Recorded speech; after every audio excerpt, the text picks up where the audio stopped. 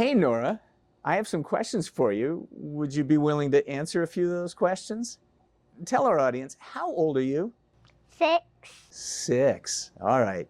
Hey, at 6, are you close to being an adult? How old are you when you become an adult?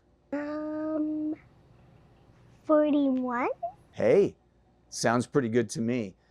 Have you thought about what you're going to be when you become 20 years old? What are you going to do?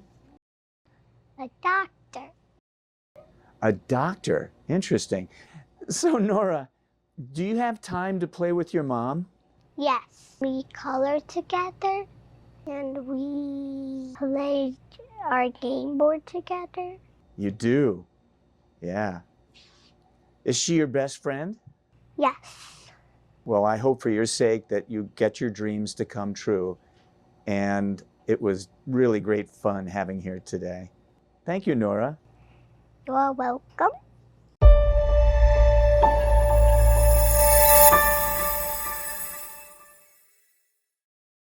Welcome to Southeast Medical Group, Georgia's most awarded primary care provider. We're here for everyone, offering comprehensive care for all ages. Our services include annual checkups, chronic disease management, vaccinations and immunizations, women's and men's health services, pediatric care, geriatric care, and mental health support. With state-of-the-art facilities and a compassionate team of experts, we provide personalized care for you and your loved ones. Experience award-winning care today. Schedule your appointment now and see why we're Georgia's top choice for primary care. Southeast Medical Group, your health, our priority.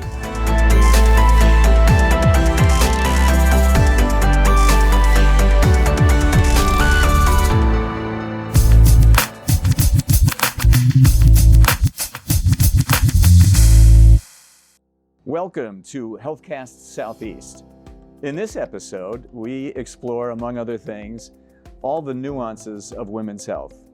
Let me say that I'm a family physician for over 40 years, and our focus today is not only on the contribution of women to medicine, but the fact that female physicians now outnumber male physicians in things like OBGYN, pediatrics, and they're about equal in family medicine. Our guest today is a family physician who will share with us the challenges of women's health and her passions for family medicine. She may even share with us the demands of her career and personal choices that would stress and try most of us. Our guest today actually occupies one of those positions as a young female physician with her family, her partner responsibilities, the risk of suicide in this country is highest among that demographic. Well, how does she cope? How does she help her patients cope? Let's find out. And please welcome Dr. Kelsay McFall. Thank you, Dr. Stone. I'm very excited to be here today. Dr. McFall, it's a title that you've earned. And while I may be informal with you here today, I have some very formal questions to ask you. And right from the beginning, how did you become Dr. McFall? What are your passions? Tell us about your career. Absolutely. So I am from the Seattle area, the Pacific Northwest. It's where I was born and raised. My whole family is still out there. My parents are in Oregon. Go Ducks. When I was about 7 years old, my dad got sick and I watched him suffer for quite some time, and I got mad that nobody had helped him yet. And so I sort of thought I could become a doctor and I could fix what's wrong with him. And so I got it in my head that I wanted to be a doctor, and I just sort of took off and did what I needed to do to become a doctor. Why family medicine? Why family medicine? Yeah. So I actually worked in an emergency room for about 5 years before going to medical school. And I thought I wanted to be an ER doctor for sure. And then once I finally got into medical school and was in the ER and working, I was always very curious about what was happening with these patients after I had discharged them home. I really wanted to follow up. I really wanted that continuity of care. And so whenever I finally got to do rotation in family medicine, I sort of thought, okay, this is for me. Now I can follow up with these people. I can form a relationship with them, and I can be with them in the long term. And then women's health became a passion for you. Tell me about that. Absolutely did.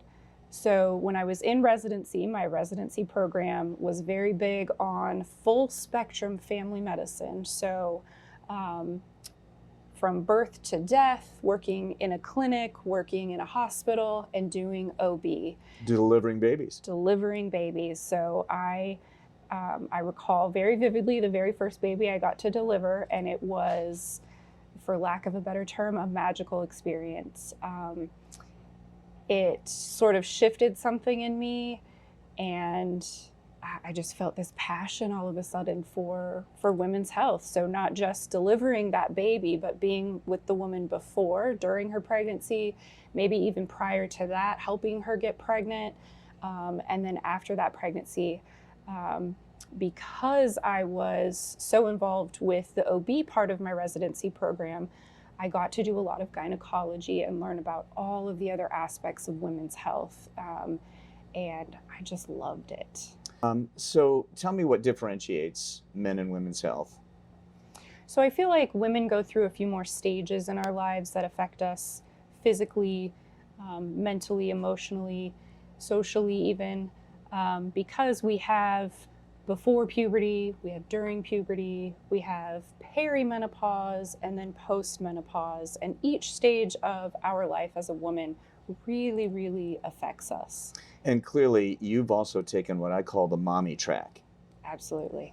Mommy track being, in short words, you became a mother, Mm-hmm. you have a child. I do. How did that affect you, not only in your career, but in your personal life? So for me, I was a little bit later in the mommy phase. So a lot of my colleagues, when they were in medical school, they were already married. And so by the time they got to residency, they were having babies. I didn't meet my husband until the end of my residency program. And so I was what I like to call a grown-up doctor by the time I had my first child. Yeah, and maybe you could, and I don't want to give away your age, that's inappropriate. That's okay, I'm but happy to share it. To become a physician is a long road. It sure And is. then even after all that's done, to become a mommy. Well, about what age did you become a mommy and feel that you were a full-time family physician at that point? So I became a mom when I was 35. I worked in a job where I had wonderful, wonderful maternity leave. So I got to be with her for the first 3 months of her life, which I think was extremely important because by the time I was ready to say goodbye to her for the day, I felt like I was good and ready to give my A game at work as a physician. And I was going to say, did that affect your game at work? Did that give you a new appreciation for, say, pediatrics, being a mother, being a doctor with this extra responsibility and hat that you now wear? Mm-hmm. Absolutely. I kind of felt like during my medical training, a lot of my colleagues had children, and so they sort of had a one-up on some of the pediatric things because they sort of knew a little bit more about, what do you actually do when your kid has a fever? What does it really mean when your kid is throwing up? I didn't really have that experience yet. And so once I had my own child, then yes, I felt a lot more in tune with pediatrics pretty easily in that regard. Was there a downside too? Did you feel like there was a fatigue that you didn't have before? There were sleepless nights, there were responsibilities that went beyond the office. Absolutely. So one of the nice things about my situation is that I have a very supportive husband. He owns his own business, and so he's able to kind of move his hours around accordingly. So when we were still dealing with sleepless nights, he actually was the one that would get up with her in the middle of the night so that I could get a good night's sleep, so that I could definitely be on my A game the next day for work. God bless you. I wanted to ask you about your A game too. We know statistically women, physicians, wait longer to interrupt the patient interview. Women, physicians, take longer with their patients than male physicians do. Mm-hmm. There may be other advantages, or if you're the metric pencil pusher, disadvantages. Can you tell us a little bit what it's like to be a female physician, how you compare maybe with your peers in family medicine or primary care? Mm-hmm. So I think as women, and nothing that I say here is excluding any one particular male, this is all just sort of broad. It's a generality. Generality. Right. But I think as females, we're socialized from an early age to listen. I think it's also just sort of in our blood to listen a little bit. As females, we can typically multitask a lot easier than most of the men that I know. And so being able to listen to a patient, let them finish getting out whatever they need to get out while formulating a plan and then having a discussion, but also in the back of our head knowing we have other stuff going on outside this door. How are we going to manage that time? A lot of it is second nature for a lot of us female physicians. Statistics also tell us that a lot of women are not coping in the medical profession, especially early on. Later in their careers, they tend to develop what might be those coping mechanisms. I know that our patients, for whatever profession they choose, need to find out how to cope as well, too. I guess I'm asking, how do you cope personally, and then what tips might you give to our audience? Absolutely. So I will say that during my medical training, I was the only single person in my entire program, which made it quite difficult. I was alone a lot and dealing with heavy stresses of just the medical world in general. And you know what? I'm not afraid to say that I sought counseling. I went to a therapist when I was having a difficult time. I sort of felt that just sort of dumping all of my problems on a third-party person who didn't really know me, who couldn't really judge me, just really helped me kind of get it out. And then they gave me some coping skills. And those coping skills are still things that I use today, and some things that I even teach my patients today. So for example, one of them that I find has worked very well for me and some of my patients is I actually asked one of my therapists, what do you do when you have a thought that you just can't get out of your head, whether it's anxiety or grief or some situation you just can't get out of your head? What do you do as a therapist? And what she told me was that she envisions a stop sign, just a big red stop sign, and sometimes she'll just say stop out loud, and it helps her sort of refocus. And so that is what I had started doing whenever I dealt with difficult situations. And it's something I still use to this day, and I still teach my patients to this day. How about teaching your peers too? I understand that you do some procedures in family medicine that other internist primary care providers don't necessarily give. Do you teach them about coping skills as well? Not just the physical things that you do, but have you ever had that opportunity to reduce the burnout that we see so prevalent in our occupation? I think one of the things that I was taught early on in my career was to always practice medicine like you are practicing for your team. So to make sure that when I document something, it's in a way that anybody can come in and read my note and be able to easily take care of that patient and provide them the continuity of care that they need. Same thing if I have a colleague who has 20 patients on their schedule and I only have 15 and I can see that they're really struggling, I'll offer to take one of those patients on or see if we can move things around a little bit. But I think just really trying to practice like you're a part of a team and remembering that ultimately it just matters how we're taking care of the patient. As long as we can do that together, I think that helps a lot with the burden. We've spoken about the team-based approach on this in previous episodes as well too. You could also call the family your team as well too, and having that support, you've already addressed that too. I guess I'm interested in the day-to-day stuff, and let me ask a secret question, but maybe not so secret. Is your therapist male or female? My therapist was female. That helped with the engagement as well too. It did. All right. And giving each other ideas, dumping, putting up the stop sign. Did your therapist ever talk about staying in the moment, mindfulness, things of that nature? All the time. In my residency program too, we had a lot of mindful sessions where it was something that we could just practice during kind of an elective time. But yes, being present in the now is something that it took me a long time to do because I'm a type A personality. I was always thinking about the future and where I needed to go. But living in that moment now, especially after having a child, has really helped me with a lot of coping, yes. I just want to plant this for the audience too, but to kind of put myself in your position. You're a mom, maybe you have to drop off your daughter at daycare in the morning. You've got a scheduled patients that may be anywhere from 15 to 25 patients. While you're seeing those patients, there may be other phone calls and busy work, I'd call it. And you've got to pick up your daughter, but maybe your husband will help out.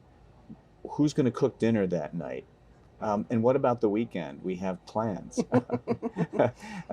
That is anticipatory, and for most people that would be dreaded. I think you've just taught us that maybe staying in the moment is one way to get around that too. Mm-hmm. How do you plant anticipatory joy in your life? What do you do to anticipate joy? So I think one of the things that we do as a family is we always try to have something planned in the future for us to look forward to. So maybe every 4 months or so plan, a long weekend getaway, a little bit of a vacation, things like that. So it always gives us that like near future hope. So not, 5 years from now, but just a couple of months. I can do anything for 4 weeks. Let me just get through this. But we also, we try to make sure that we're having get-togethers with our friends on the weekend. We have a group of really close friends. We also have a lot of family around that we can see. So our day-to-day is usually not necessarily mundane, but we do have a lovely routine, and that's definitely very helpful for our child. But those weekends we also really look forward to, because we do always try to plan something little with friends or family, or even just have, a pizza and movie night, just us, where we get in our pajamas and we sit in front of the TV, or we sit on our beds together and, just veg out as a family. There's that family word that you keep using, and I love that too, because being social is the medicine. That's what I'm hearing. Yeah, I think so. And you convey that to your patients as well.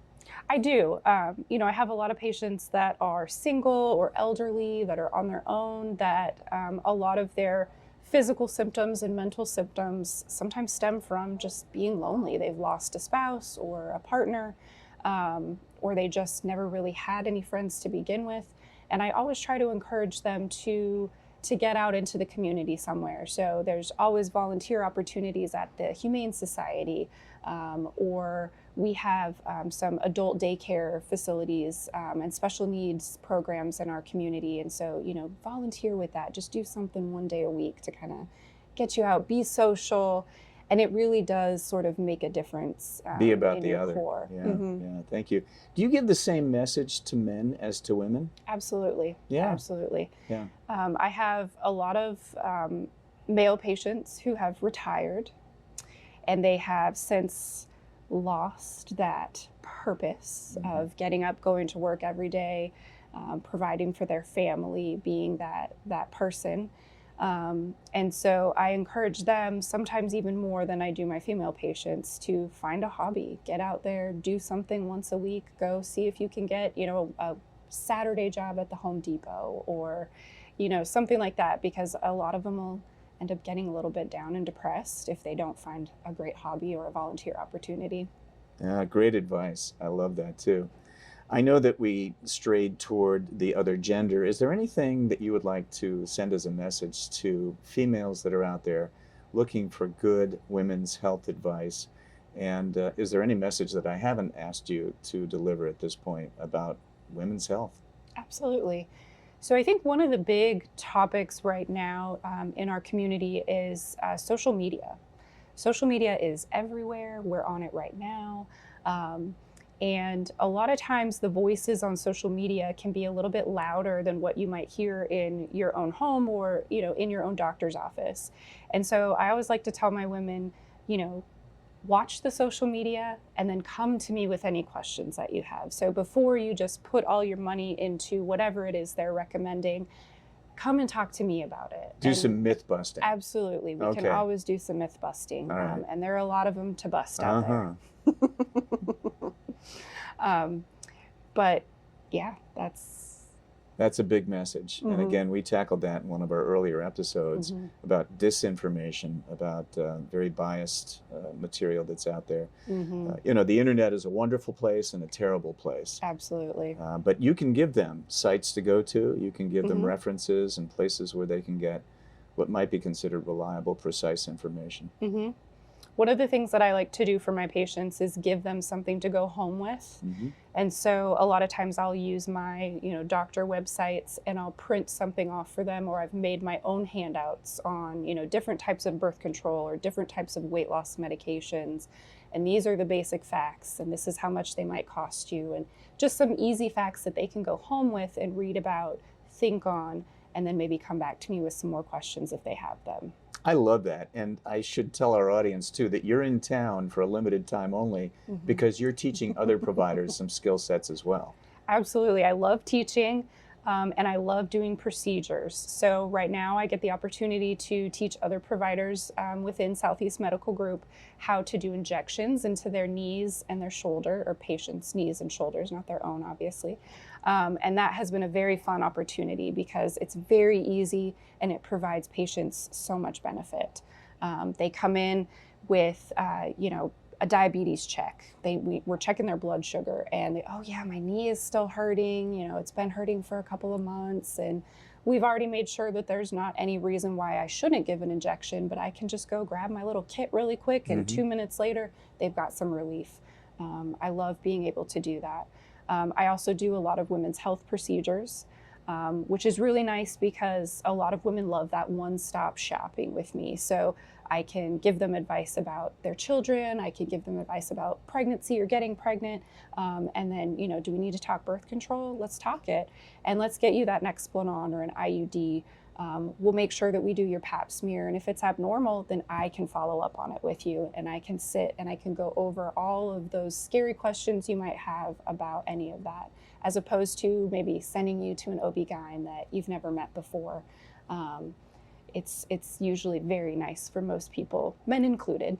Absolutely. And I guess what I'm hearing too is as a well-trained, comprehensive family medicine physician, you don't have to have an orthopedist, a gynecologist, a physical therapist, an occupational therapist, a psychological therapist. That a lot of that is taking place right there in your office. It is. And where I'm at in Middle Georgia, I serve a community that sometimes is underserved, underinsured. And so it's difficult for them to get to some of those specialists because they have to pay co-pays.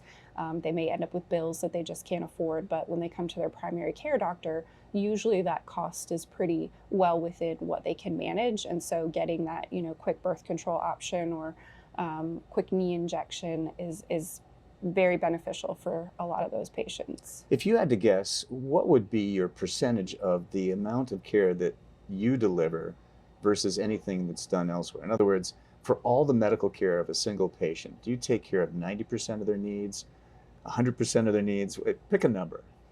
I would say for the average patient, probably between 80 and 90%. And I always tell my patients as well, especially those that have multiple specialists, that I'm kind of that hub. And so I'm the one that's going to collect all the data from whatever specialist they see, and I'm going to combine that with what I know about them individually to kind of come up with a comprehensive plan for them to make sure that maybe this specialist forgot you were on this medication, or this specialist didn't know that you had had this surgery altogether. Let me, as the hub, combine all of that for you. And so I would say for most patients, between 80 to 90% of their care comes from primary care doctor. I'm not sure that our audience really understands that too. And in a good primary care office, that's exactly what we're shooting for too. Boy, it sure is great having you here too. And I guess I would just end with maybe a generalized question. If you could speak to the physicians in the audience, is there any advice that you would give someone like me to better cope, to continue to have fun, to find the social needs that I might have to maintain my purpose into my retirement, which, by the way, is no time soon yet. My wife might have another point on that. But anyway, yeah, any message that you would send to physicians and then maybe their patients after that? Absolutely. So one of my mentors during my training taught me to separate work from life. And that is something that I have always strived to do. So I might be having some stress at home, but I really, really try to just leave it at home so I can come to work and focus on my patients. And then when I get home, I try to leave all of that at work. Obviously, it's really hard sometimes. Sometimes we have those really difficult patients you got to vent about, or your kid did something crazy that morning and you got to tell your staff. But I think being able to separate that definitely allows you to live your life, which you have to do as a physician. Anyone with any job, you have to do. So I'm curious about what advice you might have for other physicians. Mm-hmm. So a couple of things that I would regret is, number one, make sure that you separate work from life. Try to keep those two separate so that you are able to go home and spend the time with your family, or go out to dinner, or do whatever it is that you want to do, and not focus on everything that's going home at work. One of the other things too is to get a hobby. Mm-hmm. Now, I will say that it was until I turned about 41, I didn't really notice what I wanted to do. I had a lot of irises before I went to medical school, and then I was in med school and residency, and then I met somebody and I had a marriage, and I sort of lost all of my own hobbies. And so I finally found some hobbies where I absolutely love landscaping. And so I have redone my whole backyard. I cherry these really city little like glass little Target things. And I just found a little bit of things that I absolutely love to do and give me a way of kind of, portioning what I like from meeting my kids. I want to see pictures of all of that too, by the way. Right? You should have that. Your phone, should be able to scroll through 100 of those. I should. Excellent. Okay, I think that's great advice. Yeah. And, as we approach retirement, that's what we often tell people at that stage of life. Mm-hmm. You better have a plan. You got to have some hobbies. Especially for the type A's in the crowd. Mm-hmm. So Kelsay, one of the things that I still think about as I was raising my own children is how you cope in your town, in your office, when your 6-year-old daughter comes up to you and says, "Hey, Mommy, can we play now?" I mean, how do you separate those boxes between home life, parenting, work? Tell us a little bit more about the details, because I think everybody's asking for details. Right. Well, so I think most physicians are usually pretty good at compartmentalizing and multitasking. So, I have to sort of, here's what's happening with my daughter, and let me go talk to this patient really quick and tell them that they might have, cancer, and we need to get them to see a specialist. And then 10 minutes later, I have to go into another room and tell them, yay, you're pregnant and it's wonderful. And, we really, as doctors, have to kind of compartmentalize and just sort of push things wherever we can. Can you push your daughter, though? Is that possible? No. So my daughter knows that, when Mommy has to work, Mommy has to help other people. And she completely understands that. And she appreciates and respects the fact that Mommy has to help other people. If you need me, of course, Mommy is going to come and help you and make sure you're taken care of. But while Mommy's working, Mommy has to take care of her patients. I think too, my daughter she's had to come with me to work a couple of times. And so she has seen and learned how me and my staff are able to help other people. And it's helped her learn and her want to start helping other people. So I think it's actually been a really good experience for her to learn that I can't always just take care of you. There are other people and we have to help them as well. Tell me about the other people. You've got your office staff. Obviously, you've got your home life, staff, family, whatever you want to call it. Mm-hmm. What about your community? Where are you located? What do you do? Tell Absolutely. So I'm in Middle Georgia, Right now I'm practicing in a clinic in Warner Robins, but this summer I get to finally move to a clinic in Bonaire, which is where I live, and it's also where my husband is from. So my husband is actually a part of one of the original families in Bonaire. They've got streets named after them. And so we know a lot of people, including his family, and his 10th cousins. He's somehow related to almost everyone.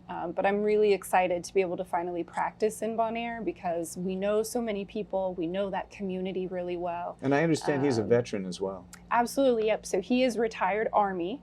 I'm from the West Coast, and I met him while he was stationed out there in Tacoma, Washington at their Army base.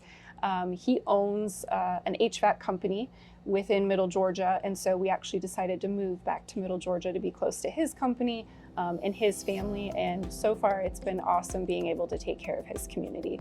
What a great story. Yeah. Thank you very much for sharing. We really appreciate your time here and all the talents that you bring to your community as well. Thank you. It has been absolutely wonderful being here with you guys.